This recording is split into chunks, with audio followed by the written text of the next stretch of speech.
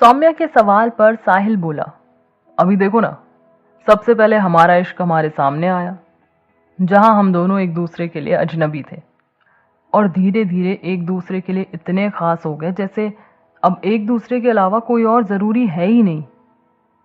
फिर वैशाली और विनय, वहां दोनों एक जैसे थे, लेकिन फिर भी वे दोनों ही अपनी फीलिंग को समझ ही नहीं पाए। विनय का तो चलो ठीक है, शुरू से ही वैशाली को पसंद कर रहा था, पर वैशाली, वो तो लगता है अभी भी डाउट में है। कहकर साहिल हंसने लगा और आगे बोला, अब ये देखो, अभी रिचा और अमान का इश्क तो बिल्कुल अजनबी है, हम सब के लिए भी। अगर मैं रिचा के फेवर में हो भी जाऊं तो घर वाले कभी उन दोनों को एक्सेप्ट नहीं करेंगे, उनका इश्क तो हमेशा ही अजनबी रहेगा ना। फिर सौम्या साहिल की सारी बातें चुपचाप सुनती रही। उसके दिमाग में निखिल का ख्याल आने लगा। वह साहिल से बोली, हाँ साहिल, सही कह रहे हो, इश्क तो हमेशा अजनबी रहता है, कभी कभी एक तरफा बनकर भी।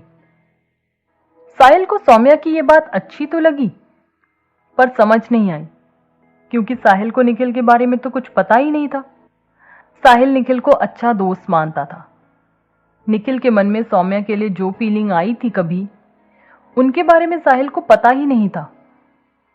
वैसे साहिल तो एक सुलझा हुआ समझदार लड़का था, उसे इन सब बातों से कहां फर्क पड़ने वाला था। उसने ज्यादा ध्यान ना देते हुए अपनी बातों को आगे बढ़ाते हुए कहा, सौम्या तुम सही कह रही हो, कभी कभी ये इश्क एक तरफा बनकर हमेशा के लिए अजनबी बन जाता है।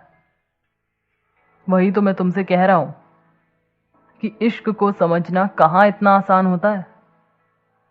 हम इसके एक पहलू को समझकर जब तक उसे अपना पाते हैं, तब तक वह एक दूसरे ही रूप में सामने आकर खड़ा हो जाता है। यही तो है अजनबी सा इश्क। कब किसकी लाइफ में किस तरीके से आए, कुछ नहीं कहा जा सकता। सौम्या साहिल की सारी बातें सुनकर बहुत इमोशनल हो गई थी। वह साहिल से बोली, साहिल, पर मैं सच में बहुत लकी हूं कि ये अजनबी इश्क मेरी लाइफ में तुम्हें लेकर आया। तुमसे बेहतर इंसान शायद मुझे मिलता ही नहीं। एक बार को तो मैं तुम्हें गलत समझ सकती हूँ, पर तुम मुझे मुझसे भी ज्यादा अच्छे से समझने लगे हो। सच में यार, I am really very lucky. Sahil Saumya की बातों पर हंसते हुए बोला, ओफ, इतनी तारीफ भी ना करो, अब मेरी आदत खराब हो जाएगी। सौम्या बोली, कैसे? इसमें आदत खराब होने वाली क्या बात है यार? साहिल बोला, अरे देखो, अभी तो तुम तारीफ करोगी, तुम्हें सब कुछ अच्छा लगेगा, मुझे भी तुम्हारी बातें अच्छी लगेंगी। जब अपनी शादी हो जाएगी ना, फिर वही हस्बैंड वाइफ वाली लाइफ शुरू हो जाएगी। फिर तुम्हें मेरे अंदर हजारों कमियां नजर आने लगेंगी और मुझे तुम्हारे अंदर।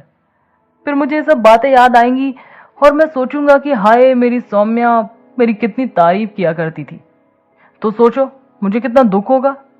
इसलिए बोल रहा हूं, अभी आदत मत बिगाड़ो। सौम्या हंसकर बोली, तुम सही हो, कहां तक की प्लानिंग करके बैठे हो।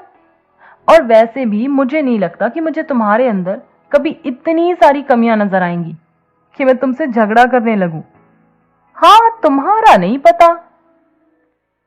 साहिल आगे जवाब देते हुए बोला, हस्बैंड बनने की बात करोगी, साथ में रहो तब बात अलग होती है ना।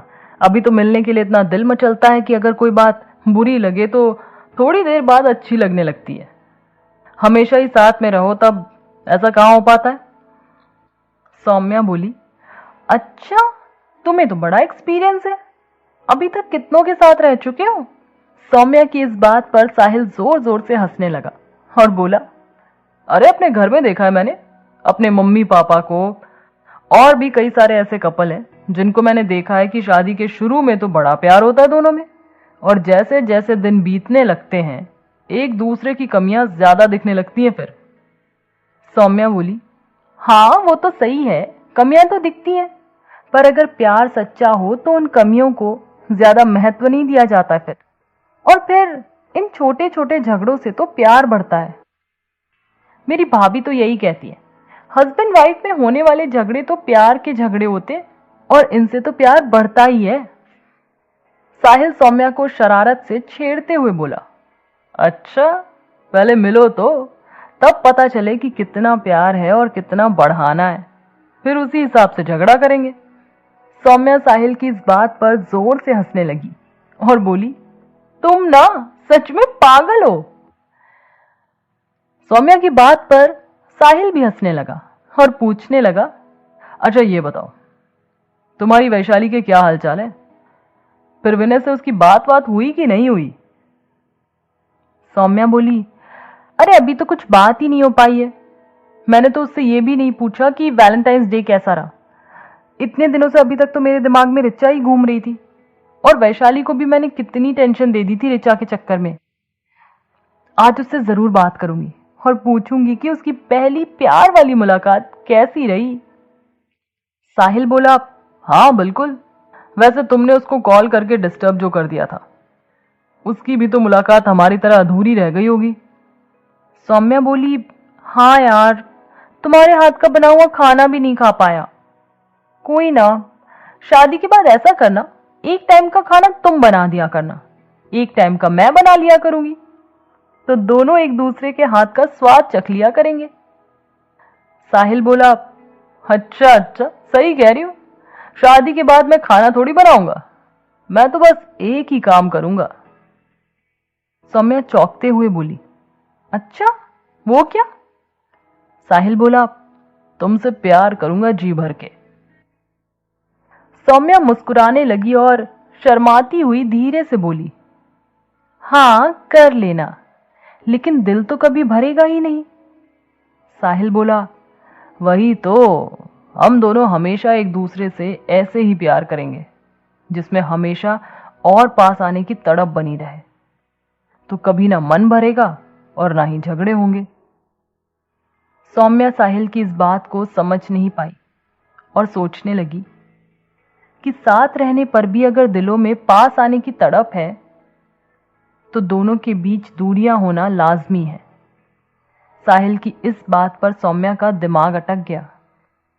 वह सोचने लगी कि कहीं साहिल सच में तो बाहर जाकर जॉब करने का मन बनाकर नहीं बैठा है, सौम्या को फिर अकेला रहना पड़े। सौम्या के मन में साहिल से दूर रहने का ये डर धीरे धीरे बढ़ने लगा था, मगर वह साहिल के ऊपर अभी इस बात को जाहिर नहीं करना चाहती थी, इसलिए खुद से ही अपने मन को समझा लेती। पर आज साहिल की इस बात पर फिर उसे यही लग रहा था कि सौम्या को साहिल से दूर रहना पड़ेगा। क्या सौम्या का यह डर सही था? क्या मतलब था साहिल की इस बात का? जानने के लिए